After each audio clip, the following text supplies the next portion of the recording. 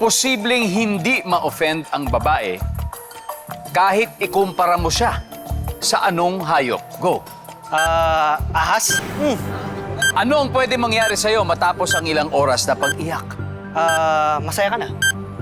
Usually, kanino ka nakikipag-appointment? Sa boss. Bukod sa boss. Sa girlfriend. Nangako si Mr. kay Mrs. na titigil na siya sa anong bisyo. Pagsisigarilyo. On a scale of 1 to 10, 10 being the highest, gano'ng kabangong hininga mo pag-gising mo? 2. 48 to go, Miguel. Let's go. Posibleng hindi ma-offend ang babae kahit ikumpara mo siya sa ahas. Sa ahas. Kasi medusa parang sexy. Yung pala yung tumatakbo sa isipan mo. Hindi hindi Honey, negative. para ka ng ahas ngayon. Ayan, nandiyan ba ang ahas? Kala ko top Top answer, pusa. Ang number 2 ay ibon. Ibon. Ano ang pwede mangyari sa'yo matapos ng ilang oras sa pag-iyak? Sasaya ka na, siyempre. Masaya ka na. Ang Para sabi sa ng akin. survey?